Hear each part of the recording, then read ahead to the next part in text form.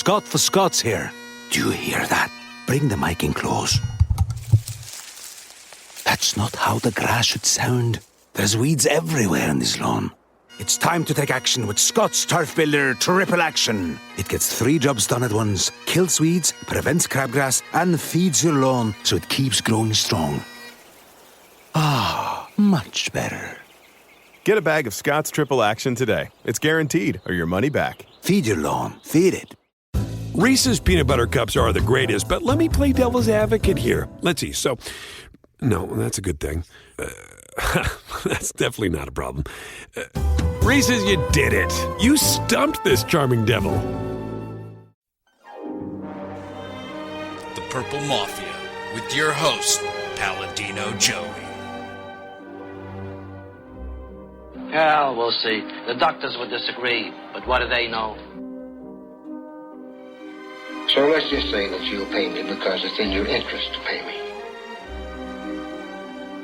Is it worth it? I mean, you've won. Do you want to wipe everybody out? I don't feel I have to wipe everybody out, Tom.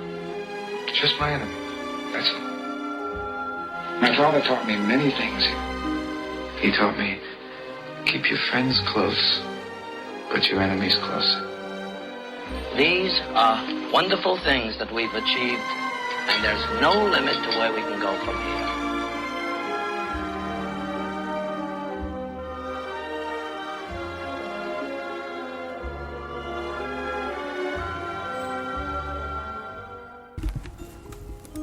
Welcome to the family, here on Purple Mafia. I am your host, Paladino Joey, or Joey Awajan. The Purple Mafia is available on thesportstuff.com and on iTunes. I thank each and every one of you always for downloading and listening to this show. It is a great pleasure to grace the airwaves with you, the listeners, once again.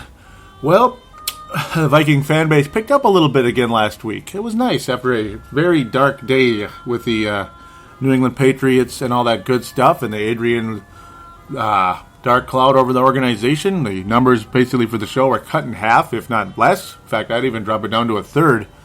It was a pretty rough go during the Patriot week. Last week things pick up a bit because of a certain quarterback named Teddy Bridgewater taking over. The fan interest, the fan intrigue, a shot in the arm, if you will, for the Minnesota Vikings franchise. Just what the doctor ordered. And the Minnesota Vikings today defeat the Atlanta Falcons in TCF Bank Stadium. Teddy Bridgewater leading the way, 41-28. Unbelievable.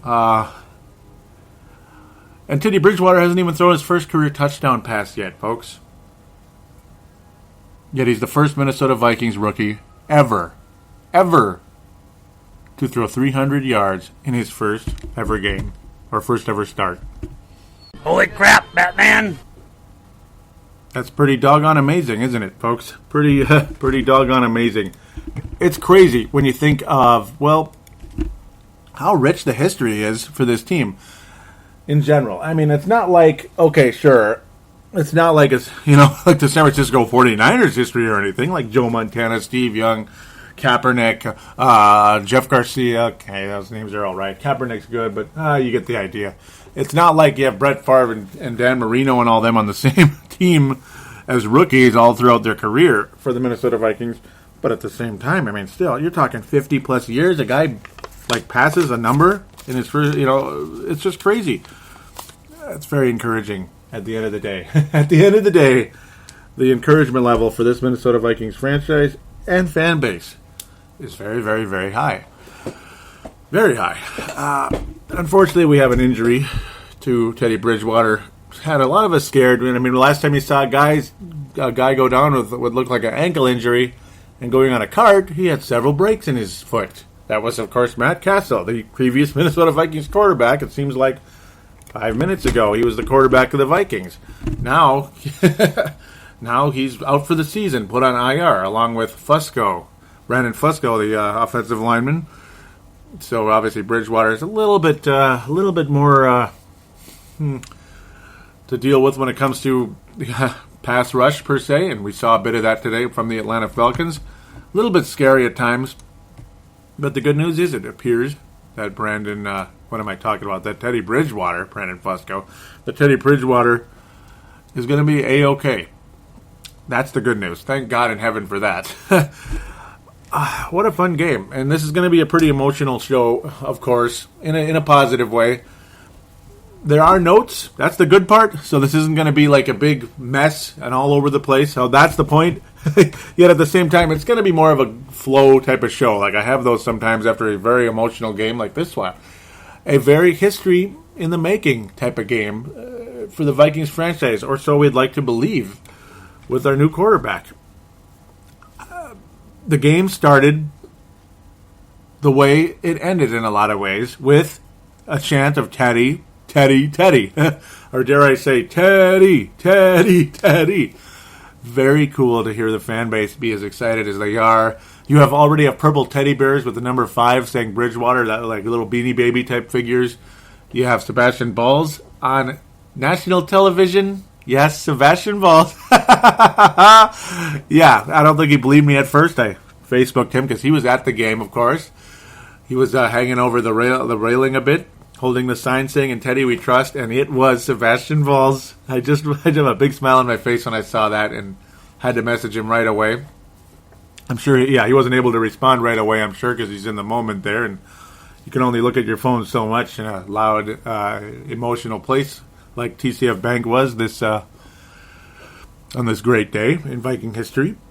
Man, I just thought that was really sweet, though. So I got to see Sebastian Balls for a moment. It was in early in the fourth quarter, to be exact. But also, like last week, it seemed like the Vikings couldn't make a stop early on. I mean, Atlanta was 8 for 10 on third downs at one point. We were talking on and off with Dave Martin over from Scotland over there, northern part of Scotland, on Twitter. Love talking with him. He's the Purple Mafia Twitter king. He's the king now. Lots of interaction throughout the game with Todd and Mark Carlson and others. Just very cool game. Very cool conversation going on. Very enjoyable game. I'm a little hyper right now, so I'm going to try to calm down a little bit. I got to be like Teddy Bridgewater and a lot less like Ponder. I don't want to be all happy feet right now, running around a little too much, screwing things up, being a little bit too hyper. I got to be like Teddy Bridgewater, like he was on his first touchdown drive of his career. First ever touchdown drive of his career. Notice no touchdown pass, even though he was awfully close to one. Matt Asiata scored his first of 3 touchdowns. 3 times Matt Asiata. Like I said last week also, that Matt Asiata is probably a goal line type of guy. A goal line smash type of running back. More so than a starting type of running back. And we're going to get to that in a moment here too. Just so many positive elements in this game today for the future of this franchise and, quite frankly, for the future of this podcast. Because I can't imagine a game like today is going to hurt this show in any way, shape, or form. Because if it does, something's just really wrong here. Boy, people must be running from positivity because they're afraid of a letdown. But yeah, we'll leave that alone. No letdown, doggone it, no letdown. Yeah, three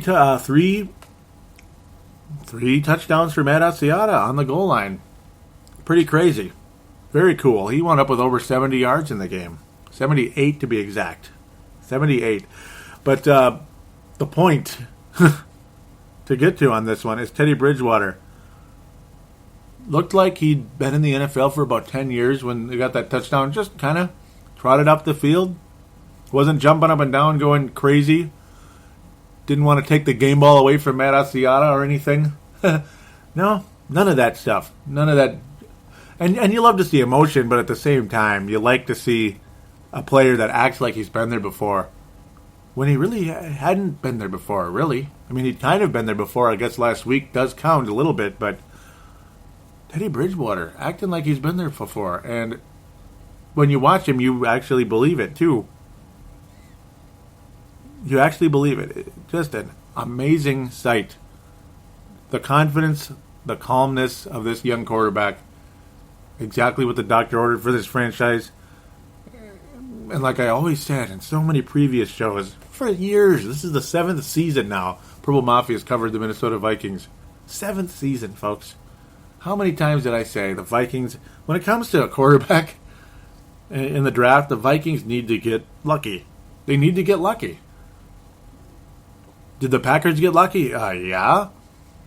Aaron Rodgers went from the number 2 overall pick to the 24th. Teddy Bridgewater went from the number 1 overall pick to the 32nd. There it is. There it is. And I'm not necessarily comparing him to Aaron Rodgers, but I'm comparing the fact that the right player slipped to the Minnesota Vikings. They took the right one this time. So it seems. It's early. I understand that. Long way to go. But did Christian Ponder look this good in his first start with the Minnesota Vikings?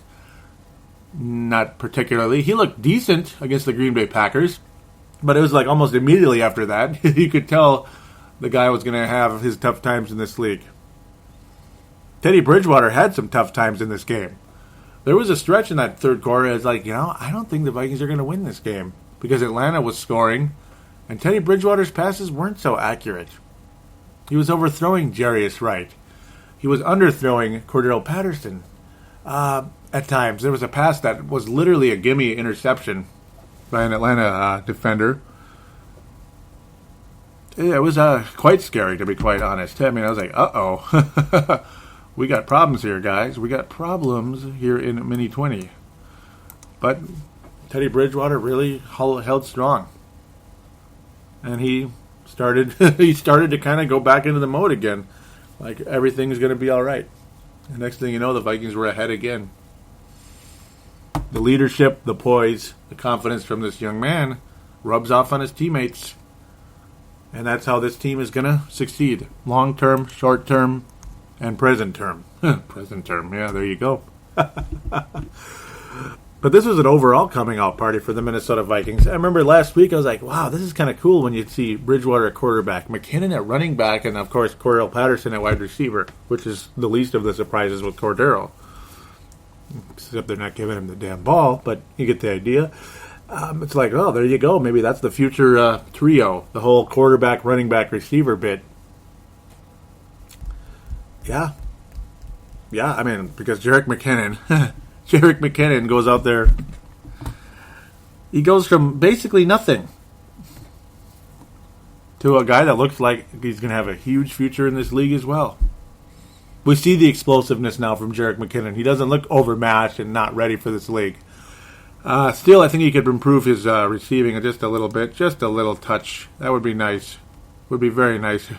But overall, his explosiveness, we saw it for the first time today. On 18 rushes, 135 yards, folks. 135 yards for Jerrick McKinnon, including, of course, that 55-yard dash. And the blocking was unbelievable on that play. He did have a hole that you could see right away. But sometimes a guy's going to go down, even though there's a big hole, maybe 8 yards. The defender's going to come and get him. But his explosiveness helped him get a little bit more open. And then, next thing you know, there's great blocks by, obviously, Felton's block early on was huge, Jerome Felton. And Cordero Patterson, who's a star, just a stud out there, making really nice blocks now, too. For Jerrick McKinnon, man, I mean, the guy, you know what the Vikings have at the running game, at least as of today? Thunder and lightning. And there it is, thunder and lightning. Matt Asiata's thunder, and of course, Jerrick McKinnon is lightning. And what was the other thing I needed to say, or what was the other thing I've said the past few weeks here for the Minnesota Vikings? If they're going to have success at all this year, they need to get some type of running game. Well, they certainly did that today, didn't they? Oh boy, to the tune of about 230 yards on the ground. I mean, we'll take it, won't we? Good stuff. 78 yards for Asiata. 78 yards for Asiata, who actually looked pretty slow in plotting, but still managed to get 78 yards on the ground. But then 135 for McKinnon. And yes, there was good blocking, but there's good blocking for other running backs too that don't explode like that. It's all a matter of, it's all a matter of talent. It really is. Vikings actually 241 yards to be exact when it comes to rushing. 5.5 a carry. Amazingly, Atlanta was 5.6 a carry, if you could believe that. Their running game didn't look bad either, to be quite honest. But they rely more on their starting quarterback, their franchise quarterback. Matt Ryan, who did get 3 touchdowns in this game, like I was pretty much predicting last week. But the other key was 2 interceptions.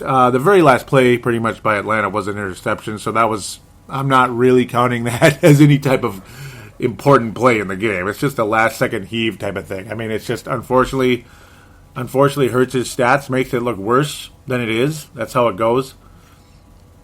But the first of the 2 interceptions was a bit of a deal sealer, like Mr. Mark Carlson said in the in-game posts. It sealed the deal a bit. Just an awesome day for the Minnesota Vikings in general. To see Jerrick McKinnon's explosiveness, though, out there, I was begging for it the first 3 weeks, that we'd see something out of the guy, that he could be the running back of the future for this franchise, because the future appears to be now due to circumstances. Multiple circumstances. The future is a bit early at quarterback and running back. And it looks like those spots maybe, just maybe, could be filled. Hopefully. Hopefully. I mean, next week, luckily, the Vikings won't be tested. I mean, you've got Atlanta and Green Bay's defenses aren't that good. That's the good news. And we will be talking about the Packers later for multiple reasons. The NFC North Roundup and the Green Bay Packer preview will be put together. But I'm just saying, so that's a good chance for the Minnesota Vikings running game, hopefully, to look good yet again. And if it does, the Vikings are in good shape. Is this a playoff team? Too early to say, but hey, we're 2-2. And we beat a team that I did not expect us to beat. That's good news. That's very good news. I didn't expect the Vikings to beat the Saints or the Patriots. But we did beat the Falcons, even though I thought the Vikings would be 1-3 today. Matt Castle at quarterback, Adrian Peterson at running back, or not. I didn't think the Vikings would be 2-2. So, very encouraging. This is a step closer to a successful season for this franchise. That's the good news. That's the very good news. Vikings secondary still looks like it's got a ways to go, unfortunately. But there were moments in this game that made you feel really good. There really were.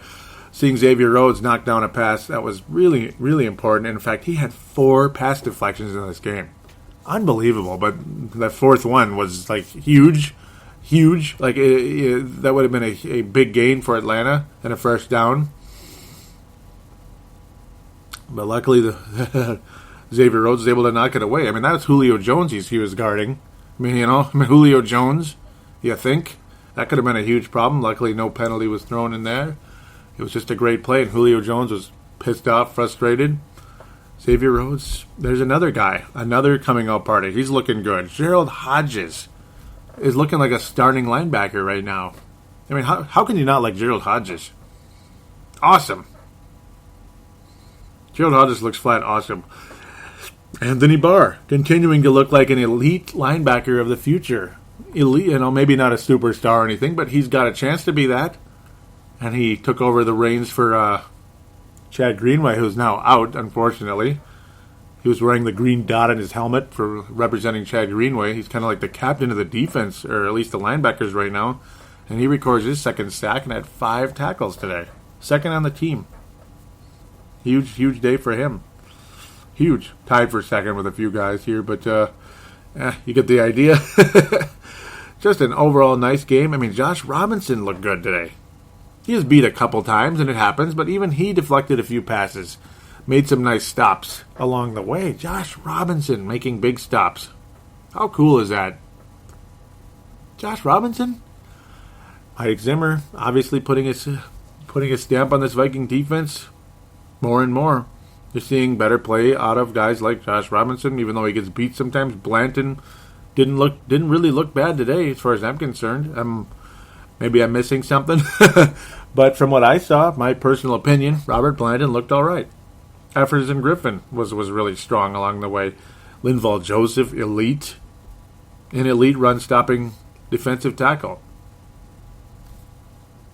He just might be a Pro Bowler. Doesn't have to be a starting Pro Bowler, but maybe he'll be a Pro Bowler by the end of the year. Captain Munnerlin's having a huge year. He's a bit snake bit with the rest, but he's having a nice season. The Vikings defense was beat at times, but it kept them in the game. They didn't get killed. They did get beat. Yeah, obviously they did. You are going against Matt Ryan, and of course the Vikings secondary isn't that good. And yeah, there were at least 2 plays that there was nobody on the Falcons receiver. Like nobody. Captain Munnerlyn flat missed Roddy White. Just missed him. Like, whoops. He misread the route. I'm not sure exactly what happened, so it's kind of disappointing to see Captain Munnerlyn do something like that. That was disappointing. The second one, I'm not even sure whose assignment it was, because there was not really much of a camera angle on that one. But that led to an easy Atlanta score to make it 28-27 at the time. Had me very worried. I was like, okay, I don't think we're going to win, because Bridgewater is suddenly not as accurate as we thought, or not as accurate right now.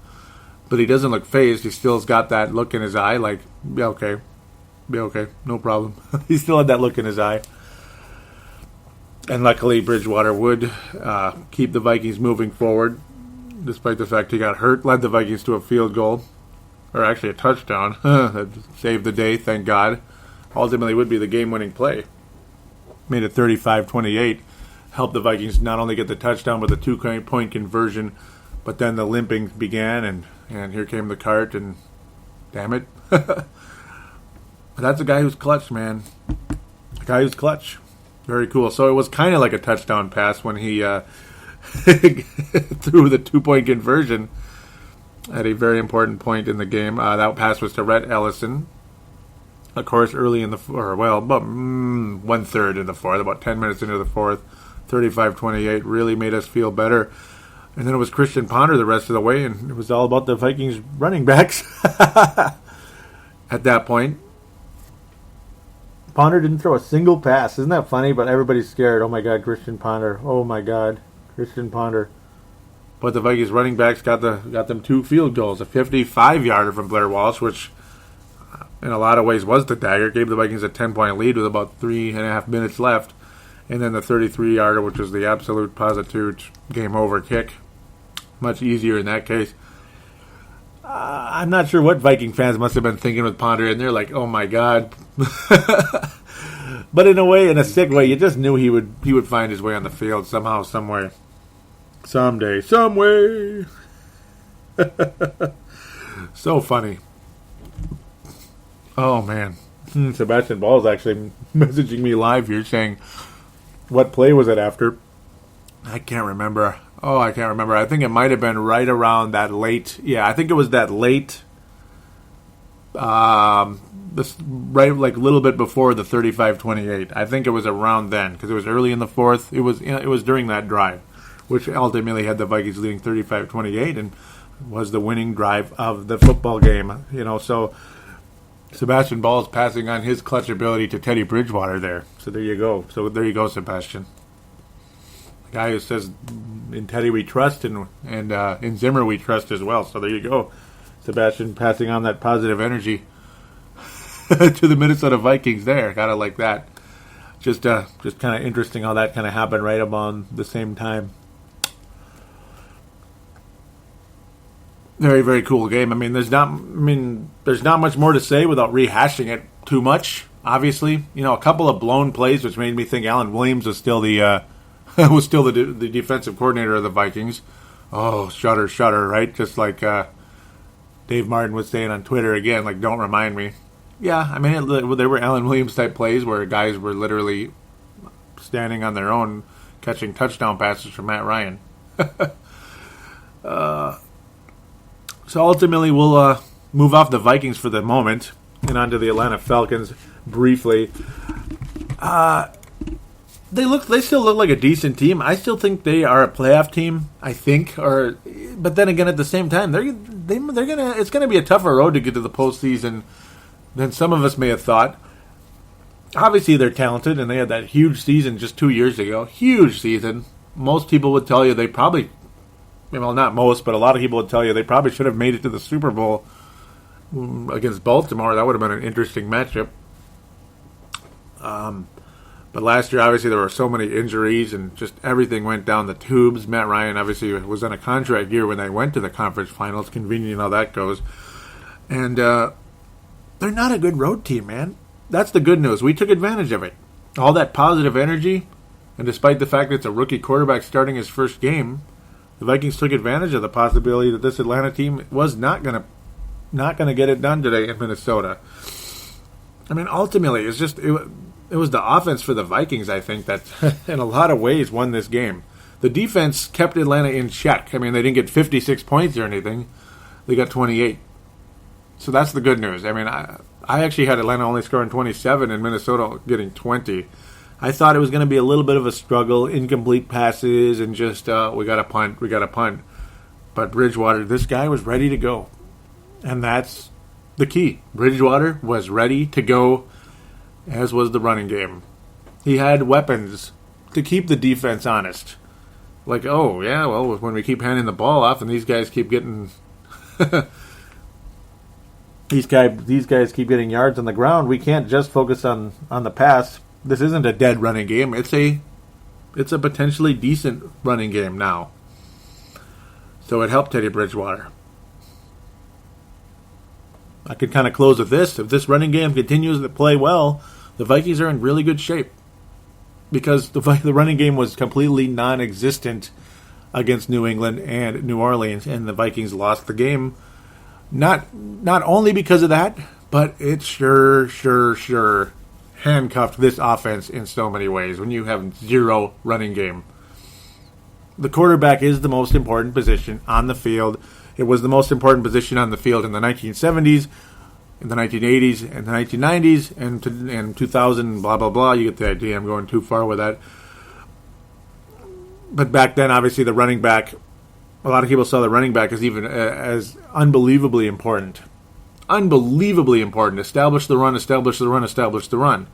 But then a lot of us kind of went away from that thinking, well, it's all about the quarterback now. All you need is an okay running back. Well, not too many good teams out there have an okay running back. You have to have a better than okay running back. You don't have to have Sean Alexander in his MVP season or so-and-so and so-and-so. But at least a Frank Gore type, Jerrick McKinnon, maybe he's headed that way. Maybe a different type of player, but just saying, a starting running back with some talent. A guy who can score, make big plays, score touchdowns.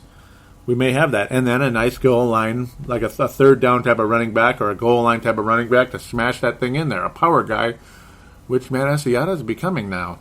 He's been scoring some touchdowns from that goal line. Very, very cool. The success of the Minnesota Vikings does hinge on you do have to have at least some running game. You have to keep the defense honest. It's basically like if you're a basketball team, great, you can score down low, but you have 0 3-point games so they can all focus down low, shut the lane down, and you're screwed. Or if you're only a shooting team, then all you do is focus on the shooters because you can't score down low. Blah, blah, blah. Keep the defense honest. There you go. Vikings in good shape now, so it seems. Hopefully this can continue into Lambeau Field in the coming week. And that is why I'm recording earlier this week. I like to record Sunday night, but this time I'm absolutely making sure that I record Sunday night because we have a game coming up this Thursday. I mean, there's no time to waste. Got to get this show out, and plus with so much positive energy, got to get this show out while it's fresh. Got to give it time to get some listeners. So it's not like everybody's, moved on for the week to the next game, and this show gets no love whatsoever. This game today deserves some time to be out there before the next show comes out, and before the next game happens. And this is old news. I don't want this to be old news. This is a coming out party. And that's going to be the title of this episode. The coming out party. So now we move on to segment number 2, where we preview the Green Bay Packers and, of course, do the NFC North Roundup before that. But I guess they're going to kind of be merged in a lot of ways because the Bears and Packers played. So basically all we'll talk about is the Lions first, and then on we go. So that'll be easy, huh? Sounds like fun. Sounds like fun indeed. So now, a word from Tallgrass. Hey, crisp, cool days and fall colors are upon us. Nothing tastes better this time of year than Zombie Monkey by Tallgrass Beer from Manhattan, Kansas. Zombie Monkey is a robust porter with a lot of amazing flavors that you will love. Don't forget to try 8-Bit Pale Ale, which is the official beer of this podcast. When you see Pac-Man licking his chops, you found an amazing can and an even better beer. Check out the many other wonderful beers Tallgrass offers on their website at www.tallgrassbeer.com. Use their beer locator to see what's available in your area. You can follow Tallgrass on Twitter at TallgrassMN and like them on Facebook. Just simply search for Tallgrass, Minnesota. Tallgrass Beer, bringing people together over a beer since 2007.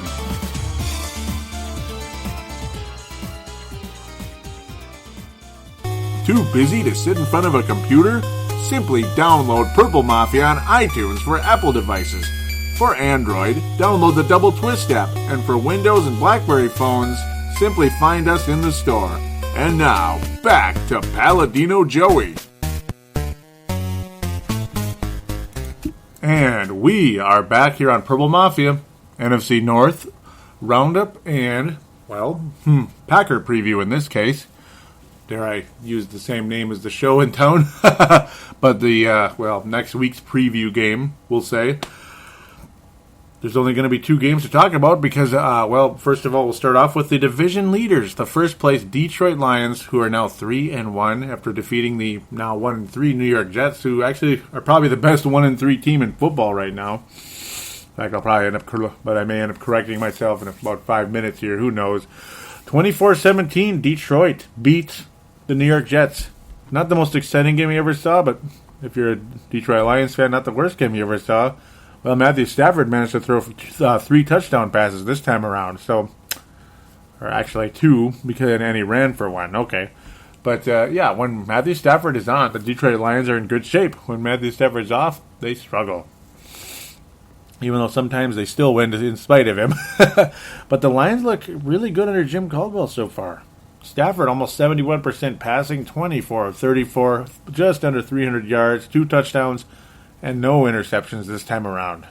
Very key for him. Very, very key for him along the way when it comes to the Detroit Lions and their success under Jim Caldwell. Quarterback rating 116.4. Matthew Stafford really on his game all the way here. Reggie Bush, they didn't really go to the running game all that much, but they also kind of went to a committee a bit in a way. And they have 2 good running backs. I mean, why not? Joique Bell's the power guy. With 8 carries, 32 yards. Reggie Bush with 12 carries, 46 yards. Fairly nondescript along the way. Matthew Stafford definitely gets the game ball when it comes to the Detroit Lions, the Lion Ball, whatever you'd want to call it if this was a Detroit Lions podcast. Golden Tate becoming a really nice possession receiver. And Calvin Johnson, for the second week in a row, not really seeing the ball that much.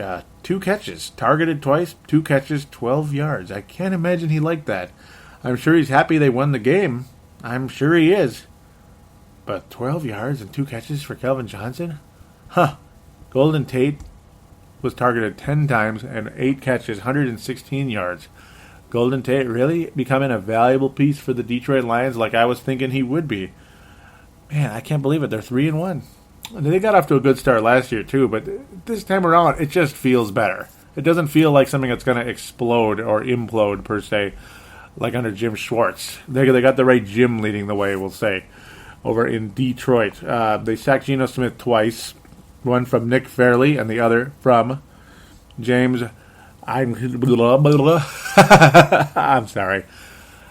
Hindigbo, I can't say it right. But that's the point. He got the sack. Nick Fairley, obviously, very familiar name. The Lions defense held pretty strong in this one, also forcing a turnover from Geno Smith and the New York Jets. Lions look good. They look really good. We're definitely going to be keeping a close eye on them all season because, obviously, NFC North Roundup all year. It's going to be real interesting to see who wins this division because now the Minnesota Vikings are once again alive, very much alive. They're a part of this. We are, we haven't played a division game yet, and we're going to be playing a division game very soon. Very, very soon against the Green Bay Packers, who defeated the Chicago Bears 38-17. Ouch. The Bears now, I guess, are last place because they lost a division game. Okay, Green Bay lost a division game to Detroit, so Detroit owns the tiebreaker with Green Bay for the time being, and Green Bay holds the tiebreaker over at Chicago for the time being. Oh, I'm getting tired of these things. Why do they pop up? This is stupid, but pardon me. But Green Bay, yep, Rodgers had that quiet week last week. Only threw for 162 yards. He's like, really? What's going on? Detroit really shut him down big time. Like Rodgers was like a non-factor against Detroit, and it was quite strange. But he throws for 4 touchdowns in Chicago. Go figure. 38-17. Green Bay rolling all over Chicago. Certainly looked like the Bears might have a good shot at this thing. Brandon Marshall scoring, getting a touchdown pass from Jay Cutler. A little more than halfway past the midway point in the first quarter. 7-0 Chicago. It's like, oh, that must have been encouraging. Like, here come the Bears. They're going to be fine. Next thing you know, the Packers, it was just up and down the field. Eddie Lacy, who's back now. That's pretty key for the Green Bay Packers' success. Back from that concussion, scoring on the goal line to tie it up. The Bears actually took the lead again, if you can believe it. The Bears actually led multiple times in this game before Green Bay just went ape bleep late in the, there it is, another late first half score. Yeah, I mean, the Bears ultimately led 10-7, and Rodgers and the Packers took the lead on the next drive. Later on, the Bears would score another touchdown to make it 17-14, and it's like, this is going to be one of those really good games. Maybe the Bears will pull it out at the end, and they'll be the division leader. It'll be them versus Detroit for the division. But then the Packers with a key scoring drive with only a minute left in the half. It happened again. Another, for the third week in a row, in a key division game, another late first half score. This time Chicago wasn't the one scoring it. Oh, no, they weren't. This time it was Green Bay scoring it. And they went up 21-17 and never looked back. The Bears never scored again, and the Packers would continue to score along the way. They'd score 3 more times, all touchdowns. Actually, no, they'd get a field goal first and then score 2 more touchdowns, pardon me, along the way. And then the fourth quarter was just kind of a fest. It was a fest. Rodgers never actually left the game, but they handed the ball off a lot. Rodgers had a near-perfect game, almost 80% completion, quarterback rating 151. Unbelievable. Like I said, 4 touchdowns, no interceptions, was only sacked once. Didn't see much pressure from the Chicago Bears along the way in this one.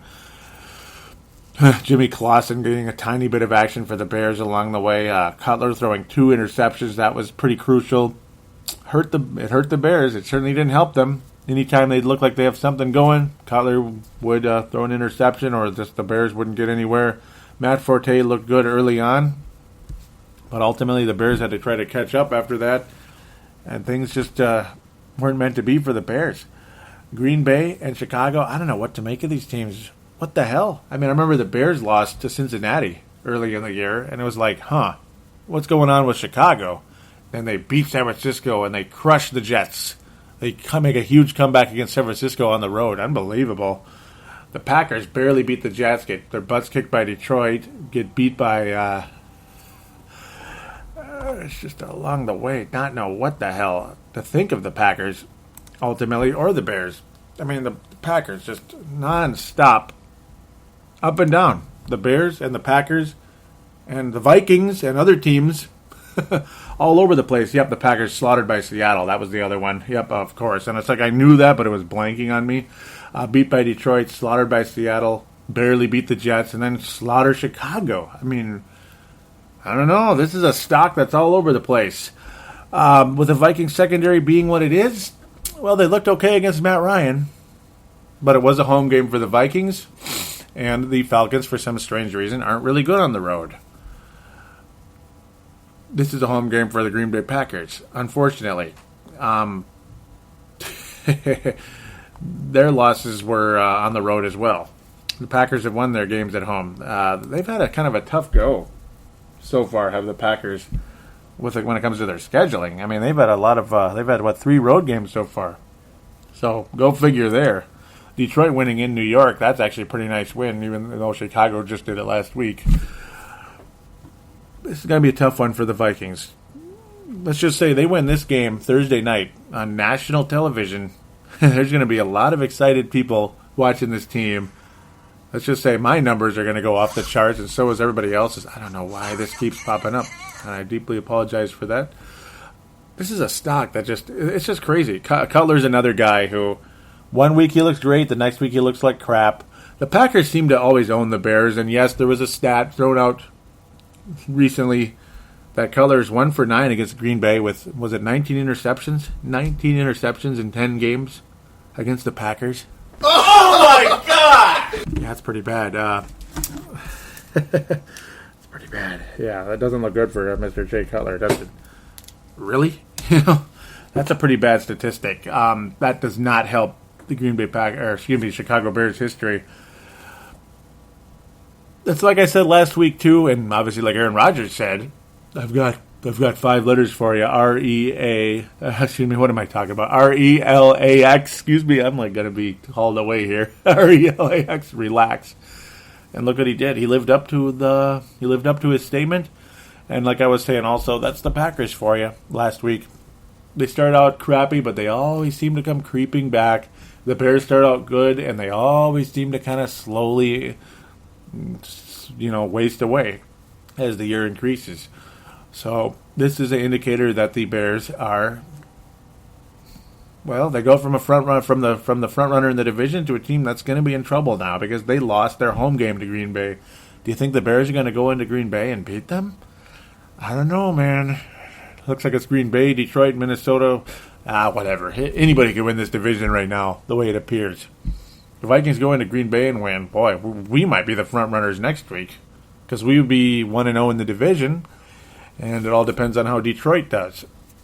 And Chicago, I suppose. But we'll just see where things go from there. But if the Vikings win in Green Bay, wow. Teddy Bridgewater's confidence is going to increase. The Vikings team in general, confidence is going to increase, and that's going to be the key there. It's like, what do you make of this Packer team?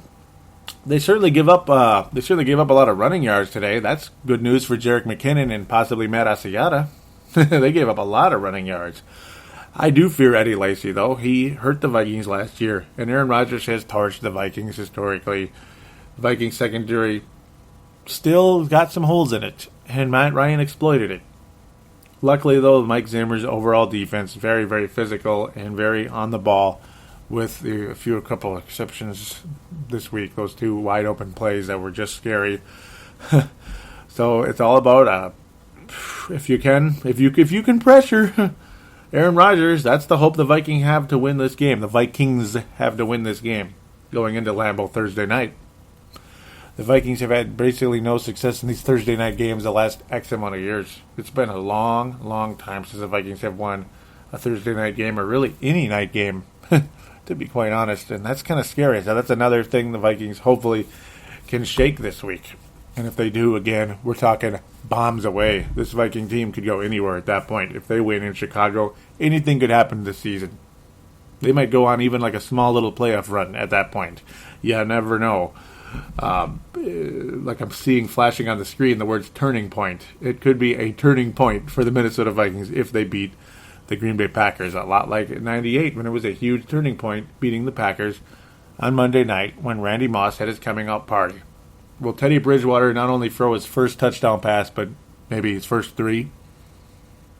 Wouldn't that be something? Well, it's the ultimate test for him right now.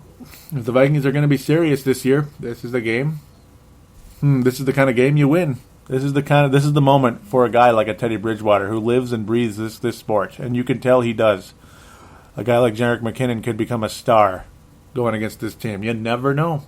National television, border battle. Not only is Minnesota and Green Bay, but everybody else is watching as well. Man. This could be one of those classic games we talk about years from now. Or it could be another one of those crappy ones that we just want to forget, like Christian Ponder's first game in Green Bay. That was an indicator of what was to come with Christian Ponder. Yeah, it was early in his career, but it was an indicator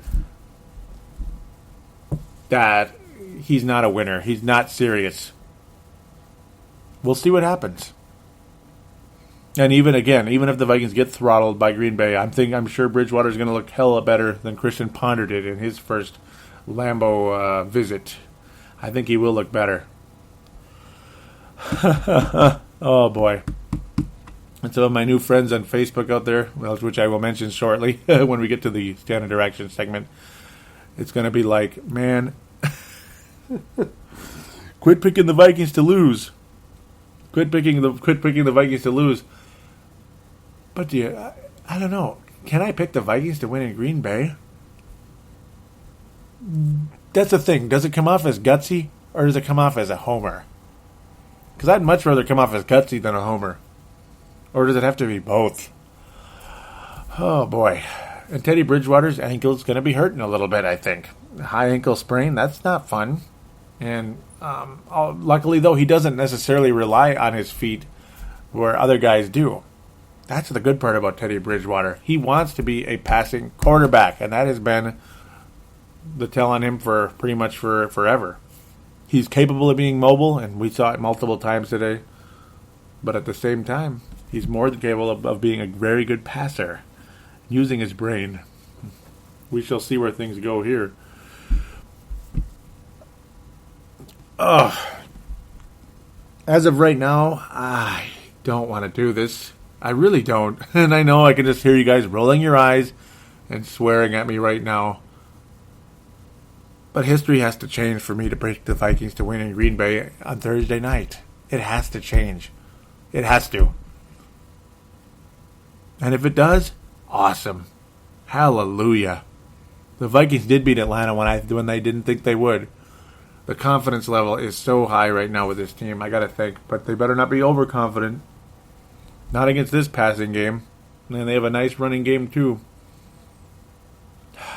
This is going to be a close game, though, folks. It's going to be very close.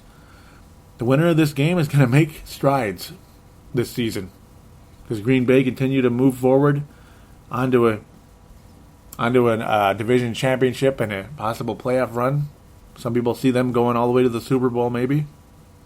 And losing to the Patriots. Yeah, hope so. No, but if the Vikings win in Green Bay, anything could happen. I think they could be a playoff team without a doubt. I think they absolutely could be, barring injuries and some type of huge setback, like mentally from somebody. I don't even think of that happening. But as of right now, I got to go with Green Bay, 31-28. A close nail-biter type game. I think the Packers pull this one out, unfortunately. I don't want to say it. I don't want to say it at all. I think Bridgewater will be impressive. I think Rodgers will be impressive as well.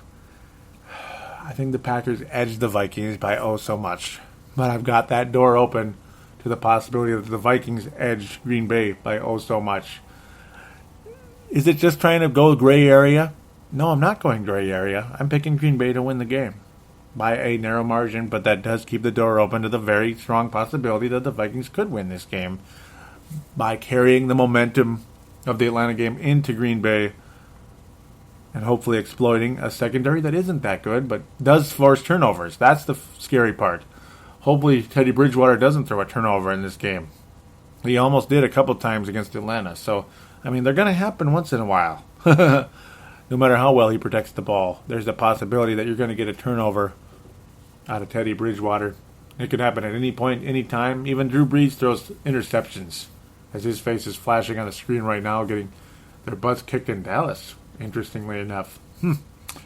That's always been an interesting rivalry between those two for, like, ever. Oh, boy. Yeah, Drew Brees. I sure lit him up last week, didn't I? Oh, boy. I'm such a mean guy. But no, I don't like Aaron Rodgers either. Trust me. I hope the Vikings sack him I hope they sack him like 10 times like we did back in 2009. That would be pretty cool. But unlike 2009, I don't think the Vikings win this one.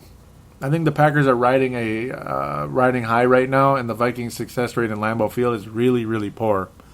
So it's all about can they break through this doggone wall called Lambeau Field. We used to be able to do it. So right now I cannot pick them until they do it. That is my take. That is my black and white approach to this one. 31-28, a dramatic game that will see several lead changes.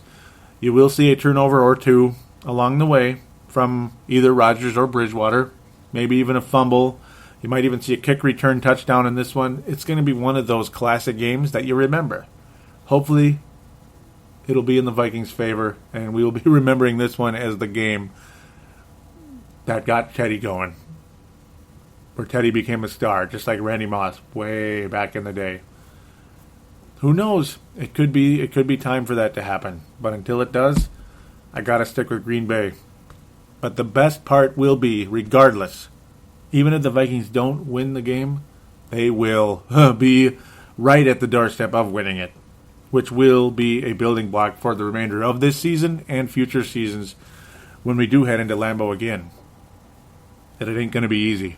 The Purple ain't going to be pushovers no more going into no Lambeau Field in the future. 31-28, Green Bay over Minnesota. I'll be back after this for the fan interaction.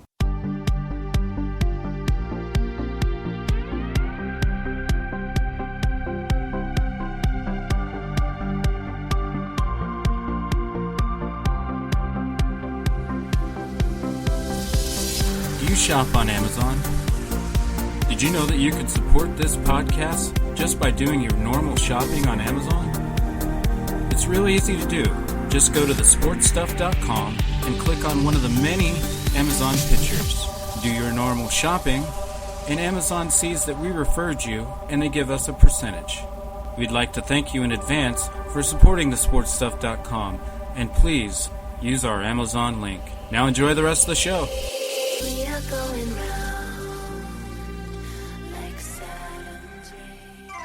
Contact us and support Purple Mafia by liking us on Facebook and following us on Twitter. Don't forget to call into our phone lines at 209-736-7877. That's 209-736-7877. And we are back here on Purple Mafia. We're on to the fan interaction segment to talk some more Teddy Bridgewater and others. Kyle Rudolph, I suppose. And I guess some of the listeners coming out of the woodwork again. Very cool. Really exciting to hear what you guys have to say out there. So first, I made a thread earlier in the week talking about how Kyle Rudolph was out 6 weeks with that groin injury. So quite unfortunate there, or sports hernia. Sebastian Balls saying the irony of no Reisner and Teddy starting. Because remember how... Actually, I did read that last week, but it's okay. I can read it again. Because, yeah, I mean... Think about it. I mean, the 3 touchdowns from Teddy Bridgewater to Alan Reisner. I mean, And by the way, you got Neil Nate Dogg Thiesing in studio. Yes, we got to get on. Brave the Wild again soon. We should have maybe a season preview up here in the next week or something. That'd be kind of cool. Yes. Yeah. Yep. He's in studio in the fan interaction segment. You gotta like that. Mark Carlson saying this quarterback excites me. There's no doubt there. Sebastian Balls, these are in like the other posts. Sebastian saying Sebastian's keys to the game. Atlanta blitz Teddy, force quick decisions. Atlanta pass the ball, get Minnesota on their heels. Atlanta stay balanced late in the game. Minnesota establish a run and throw screens. Pass coverage, stay on the speedy wide receivers, and also clog the middle and force the back outside to Hodges and Barr. Yeah, very good thoughts there, Sebastian, and it'll be cool to have him back on the show once again as well. Jeff Froyland was saying, ready for Teddy. I'll be eating chicken wings for the game, but we'll be calling them Falcons. Skull Vikings, ground them dirty birds. Very cool thoughts there from Jeff. And I think he's posted it once or twice before. I think he's relatively new. Yeah, welcome to the page if you are brand new. Apologize for my funky memory on that one. Here we go. Last week there was some... I usually when I post up that, the newest episode's out, I get a couple responses. Some weeks there's some, and some weeks there aren't.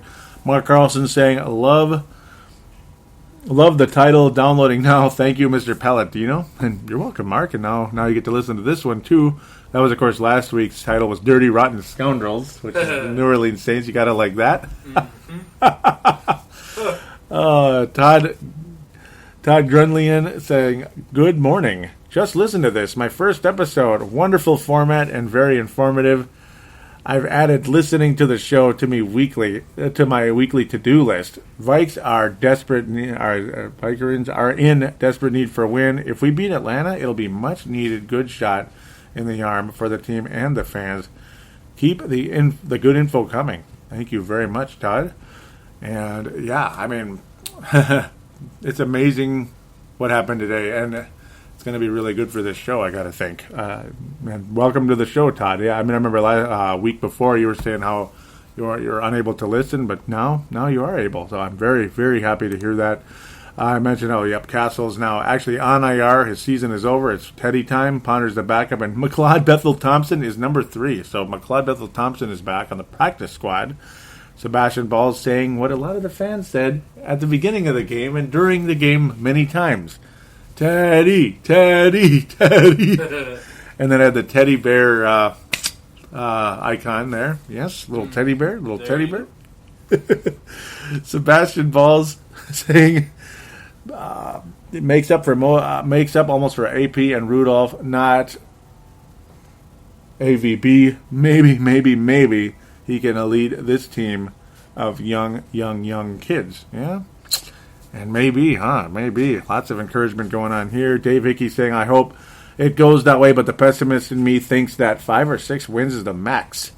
I only had them winning 9 games, and that was with everybody. MBT is back now, or is back. Wow, saying Dave Hickey out of Iowa. Man. Yeah, I mean, about the 5 or 6 losses. I mean, I feel you there.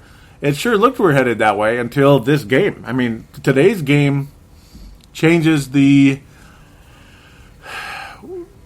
It changes things a bit. Obviously, it changes the prospects of the season. As I was searching for the words, it certainly gives us hope going the rest of the way that maybe this team could win 9 games or as long as we're not with Ponder, he'd even throw it all. Yeah, we're too scared. We got that in studio audience. Oh no, yep. Hopefully they can hear you pretty good. I think so. Yeah, he's in the. Yep. Yeah, as long as Ponder isn't out there, right? Yeah. That's the fear. Yep. Oh.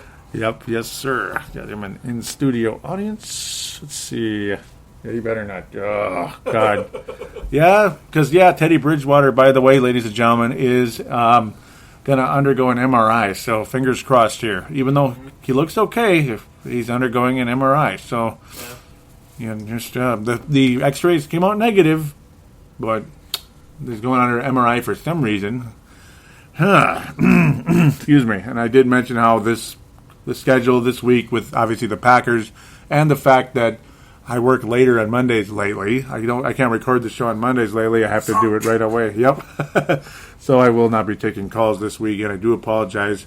We'll likely be taking calls next week after Packer week, and we get a win there. Oh my! Here comes the 10,000 listeners. No. The $10,000. Oh my goodness! Joe wishes. I wishes. Yep.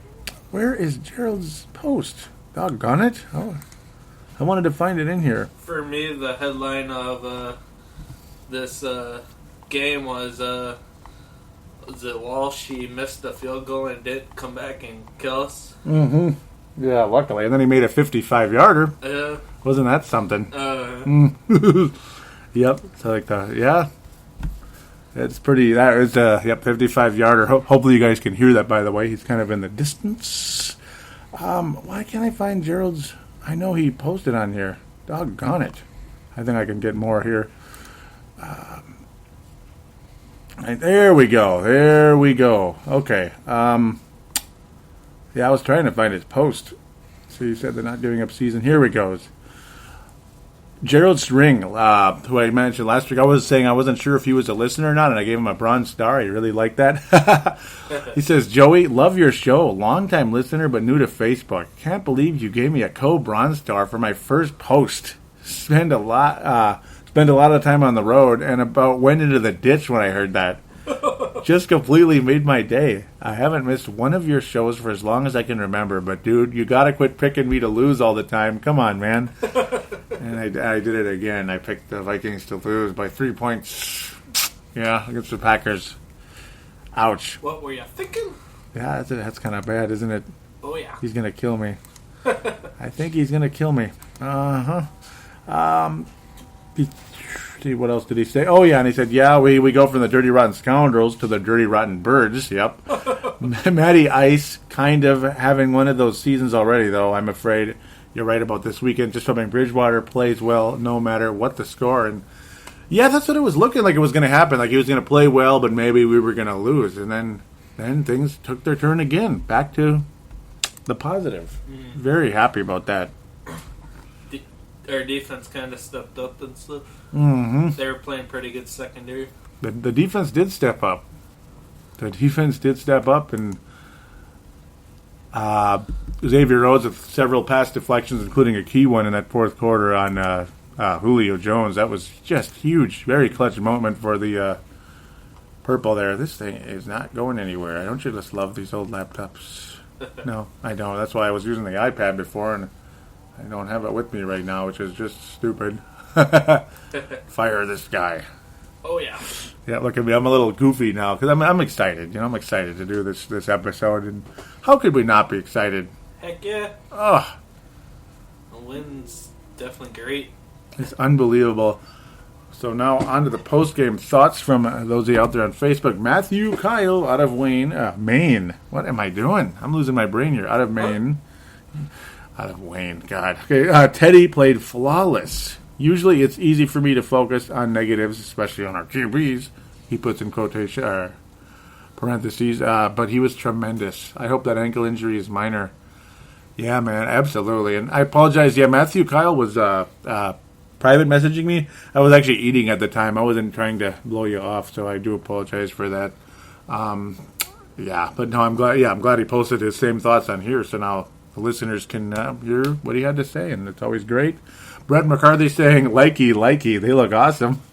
Yankee saying, great O-line. Thanks to the D for stepping up in the fourth quarter. Offense was on great tempo with an awesome performance from Teddy. Can't wait to dominate the Packers Thursday. Maybe. Yep. And Mark Carlson saying something that I'm going to be doing here. Yeah, give the Fran Tarkenton Award to number 5. And yeah, because that's obviously the player of the week is Fran Tarkenton. And Mark Carlson definitely foreshadowing what I need to do. And lately it seems like I keep putting the awards for the week at the end of the show instead of at the end of the game review. But I suppose that's fine. I can join that with the stars here in a second. But you can pretty much guess where I'm going there. Tanae Brown, yes sir. Purple Mafia and Timberwolves Explosion out of New Zealand. Mark Carlson out of Iowa. Tanae saying, I liked what I saw from Anthony Barr. This was the first game I've been able to watch everything, and he does a lot for the D from what I noticed. My football knowledge is pretty limited, but he looks good. Woo! Teddy was awesome too. Was hoping he'd throw one in, but I'm glad he picked one up on the rush. Yep, he did score his first touchdown today, but not his first touchdown pass. Mm-hmm. But that play at the end of the first half, he was so damn close to throwing that first touchdown. Luckily, that didn't come back to haunt us. Those 4 points that were, they just didn't happen because we were so close. It didn't quite get it. Jerrick McKinnon was inches away, and I knew he was down on that play. And I'm not trying to say I'm smart. Or I'm not trying to say this and that, but I knew he was down. I was like, oh, we got lucky. They called a touchdown there. And then when I heard them reviewing, I'm like, shoot. They're going to say he's down. You could tell he was down, Jerrick McKinnon. Man, I was like, well, there's another guy with his first touchdown, rock and roll, another breakout party. And then it didn't count. Damn it. Damn it. So, Son of a biscuit. Yeah, son of a biscuit. But that pass, I'm telling you, this is a sign of things to come. Teddy Bridgewater rushed beyond belief. There was the defender got right through the O-line. I'm not sure whose assignment that he was blown or whatever, or just got simply beat. But Bridgewater, the way he just hoisted that ball in over the defender, and that thing was literally inches away from being an unbelievable play. Mm-hmm. Chase Ford just couldn't keep his feet in, and it was slightly overthrown, maybe like 3-4 inches overthrown. I mean, man, in that type of situation, with defenders' hands up in the air and Bridgewater having to kind of hook it over him, it's just, wow. I mean, unbelievable play, potentially. Just like the one with Wright where he was real deep and he got overthrown. Mm-hmm. And if you can hear that out there, the Darius Wright, he was wide open, and Bridgewater overthrew him on that one. And other people saying Wright's just too slow. Maybe Wright didn't have the step on it, because I think Darius Wright's pretty fast, and Bridgewater does have a decent arm too. So I mean, it's just a combination of things, and Bridgewater's not going to be perfect. I mean. He looked a little scary at times in that third quarter. In the same time right there, he had some passes that were underthrown to, or it was just not in position. He was behind Patterson, and he had one that was literally like in the hands of Atlanta safety. I can't remember his name. But man. He just, when he went sliding down, it made the ball bounce off of him. Yep, he just didn't hang on to it. Yep, he slid on the ground. It's like, damn it. So, thankfully, Brady Bridgewater did not get his first turnover today. Oh. Thank God. Yeah, it was close. But, so he's at 0-0. Need another ponder? Oh, no. No, and he looks a hell of a lot smoother than Christian Ponder, doesn't he? Oh, yeah. Mark Carlson saying, after some time to think about the game, I have to say the whole team played very well. The defense, in particular, kept Matt Ryan honest. Yep, Rhodes did not give up any big plays or penalties. I noticed last week, too, they hardly even threw the ball to him. And that's the Saints' offense, which the Falcons' offense is more vertical, more dangerous, but the Saints usually get a bajillion pass completions because they're shorter passes and quicker passes. Yeah. So the fact that Rhodes didn't get thrown to last week, very encouraging that he's doing something right. And those 4 pass deflections, again, man, I mean, I'm telling you, all you haters on Mr. Rhodes out there, I'm telling you, this guy's going to be a player. But to continue, he says he has really stepped up his play. Yep, I remember when Palladino Joey talked about running back by committee in the previous episode. And he said, I was happy to hear him mention one of my favorites, Robert Smith, old babyface. Yep, it looks like we do have a few studs to run the ball.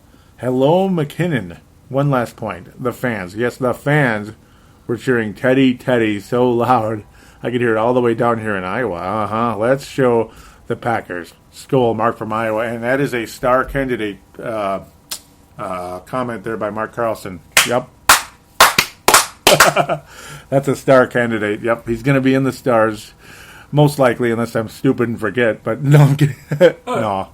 Todd Grunlian saying, great game overall. I think Teddy, touchdown, had a fantastic first game. D did great too, but gave up too many long third down conversions.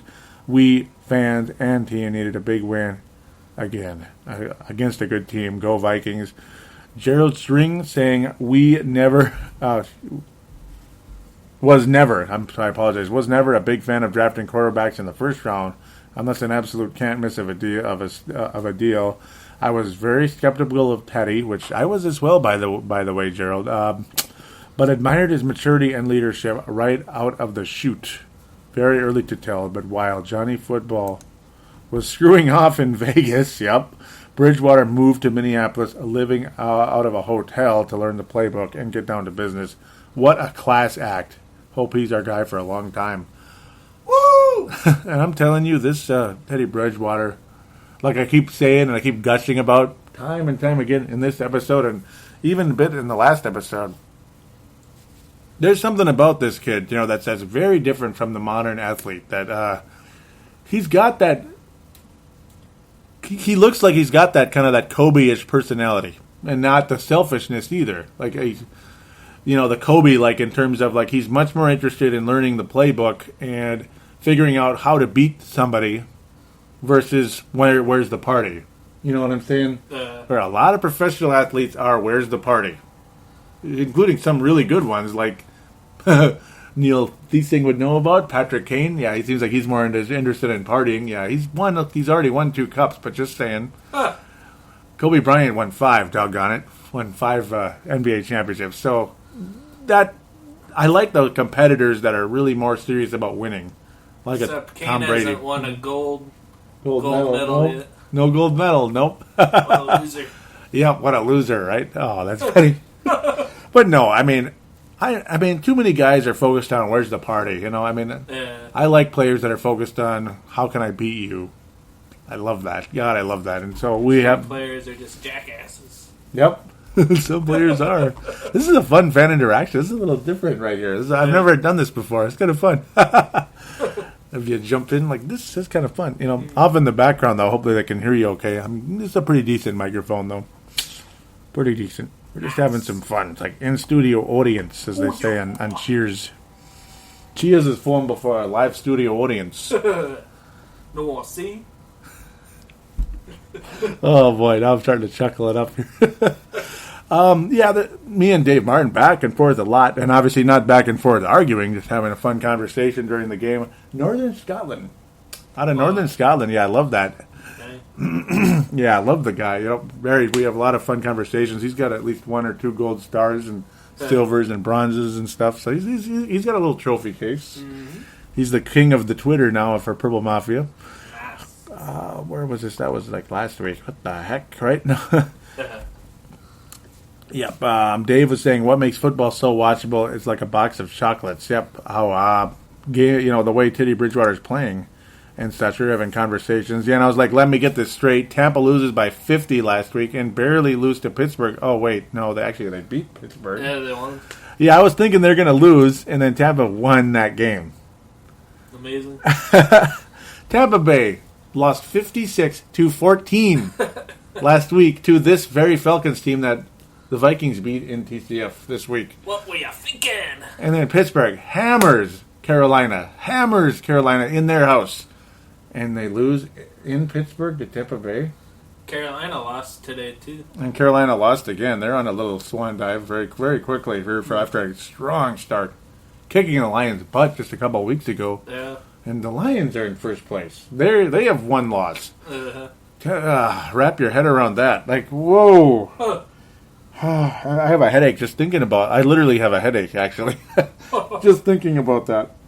Oh, what is going on in this league? It's just weird. The Rams, the Rams have beaten Tampa Bay, too. Remember what the Vikings did to the Rams? So, Tampa Bay wins, and then I don't know what's going on. They had a third-string quarterback, too. Mm-hmm.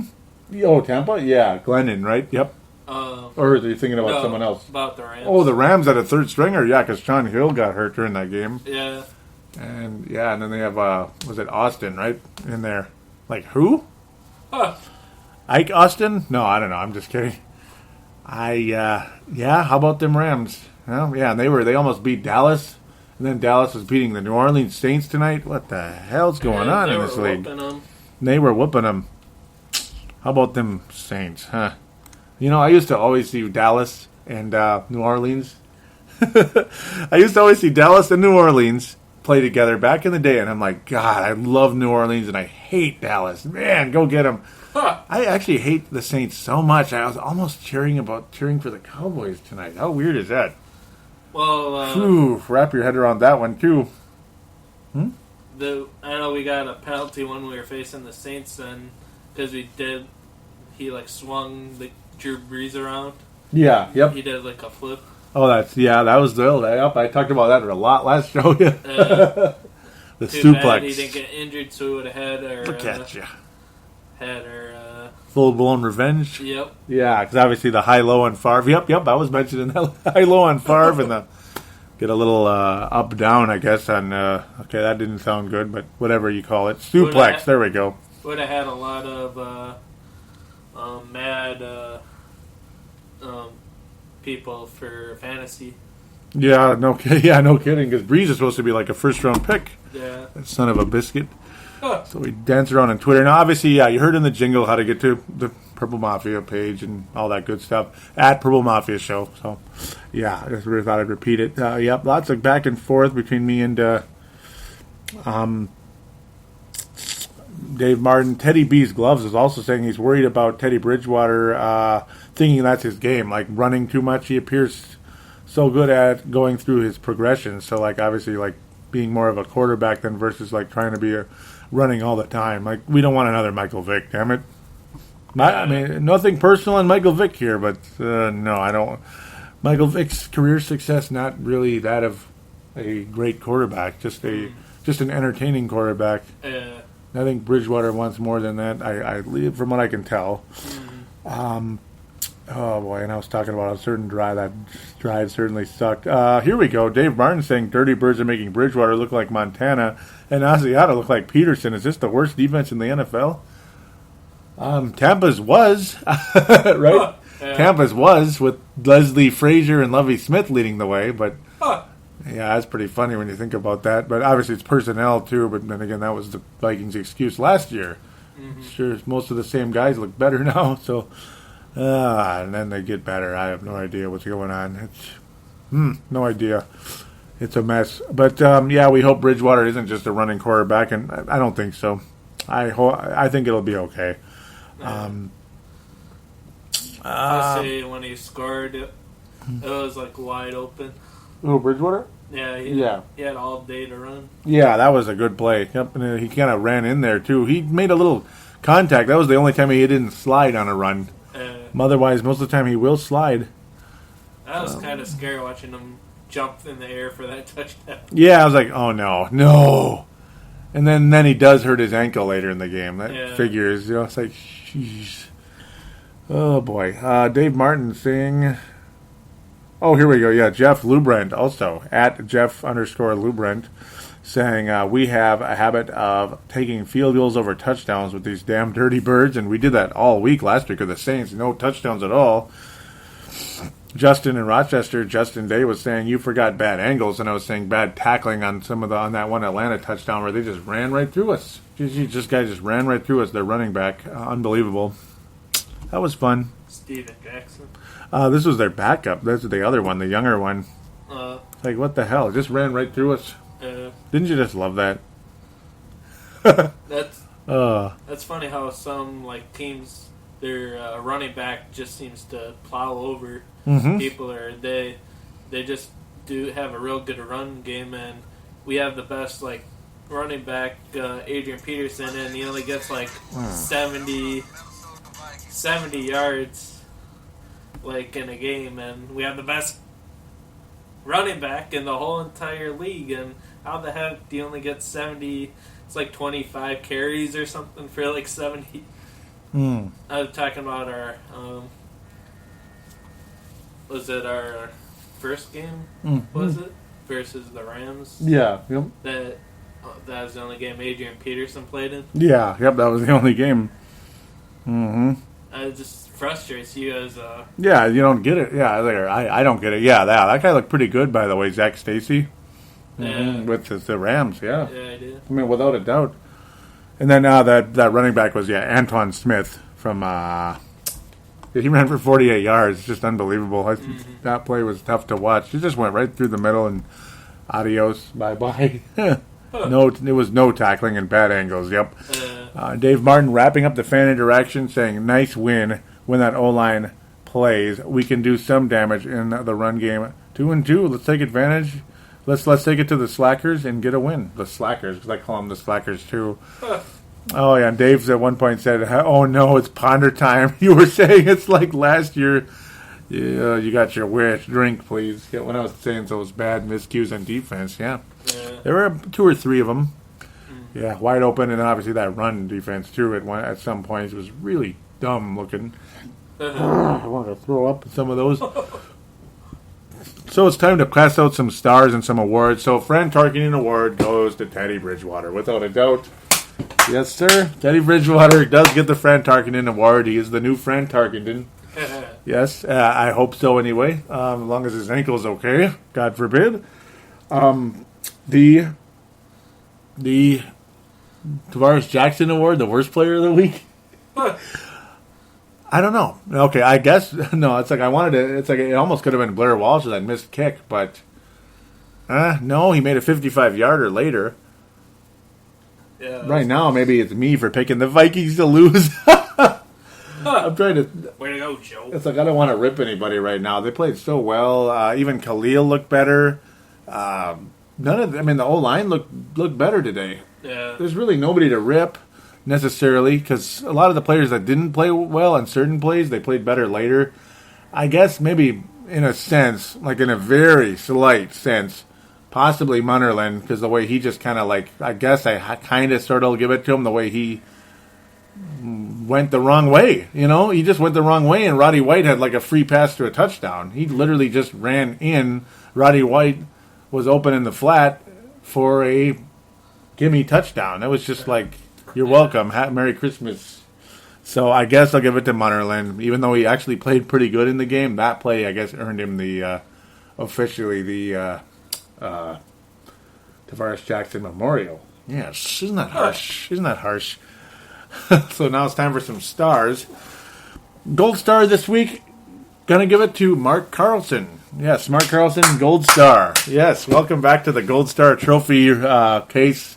That thing's getting pretty full over there, that Mark Carlson's star case. Yep, welcome back to the Gold Star land. There you go, buddy.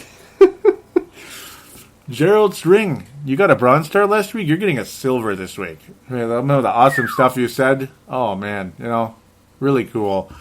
Yep, Gerald's getting the silver. Silver star, you're upgrading. You got 2 stars already, man. Let go, Isn't that something? Isn't that something? And Todd Grunlian, bronze star. Yep.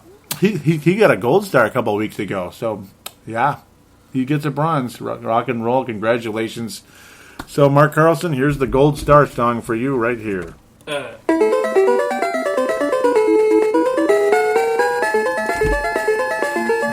there you go, rock and roll. Hoping the Vikings do beat Green Bay. It's going to be close.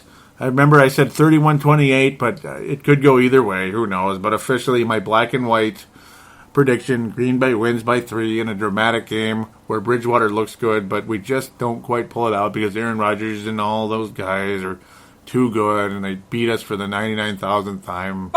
Damn it. Since 2010, we haven't really beaten Green Bay over there. So hopefully that changes. We shall see. But until then, it's going to... Come on, folks! It's going to go from a very warm day today and such, where I actually swam on September 28th, quite remarkable before the game. Took advantage of the late game, even though I hate late games, I took advantage of it and swam. It was cold, but warm enough to swim. So, yeah, it was a new personal record for the latest swim of the year. But I probably won't be able to do that anymore. But it will mean nice football weather. Yep. And hopefully less injuries, because Atlanta had 3 offensive linemen go down, and they had a tight end play right tackle. Ouch. Not left tackle, mind you, but right tackle still, that's pretty weird. Mike Tice had his work cut out for him today. Hey, guys, get out there. No, sorry. Mike Tice. Yep, the old Viking coach. Yeah. He's been all over the place. Do you miss him?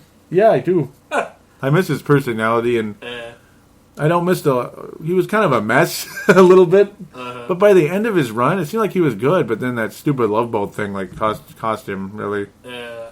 Son of a gun. But yeah, I miss him. His personality was awesome.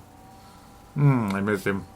Yep. But with that, hope all of you do enjoy this week, and it's going to be a quick one. That's why I wanted to get this show out as quickly as possible, and we got to talk about it right away. It's too exciting, Got to talk about the new era. Teddy Bridgewater, Jerrick McKinnon, and give the damn ball to Cordell Patterson. That's maybe the other Tavares Jackson, some of the play calling. Damn it, give it to Cordell. Look at you. Norv! Okay, sorry. Whoa. Norv, no, I love Norv. And we all do. The offense did look good, 41 points. There was no pick sixes. They earned all 41 of those suckers. His ex-team, they're doing pretty good. Mm-hmm. Washington? No. Chargers. The Chargers, they're doing really good, yeah. They beat Seattle. Whoa, they beat Seattle, too, not too long ago, and they've been winning pretty much ever since. Oh, boy. So with that, everybody do enjoy a good point there. Yeah, they killed Jacksonville today. But it's Jacksonville, but With that, everybody do enjoy. Stay warm if it does get cold, and we will hopefully enjoy a Vikings victory on Thursday night. That would be awesome. Hopefully have a Purple Mafia recorded possibly Saturday or Sunday night. I'll likely have it during the weekend after that game, and hopefully a winning record after that. We'll see. Yeah. So until then, everybody, do take care, and go Vikings.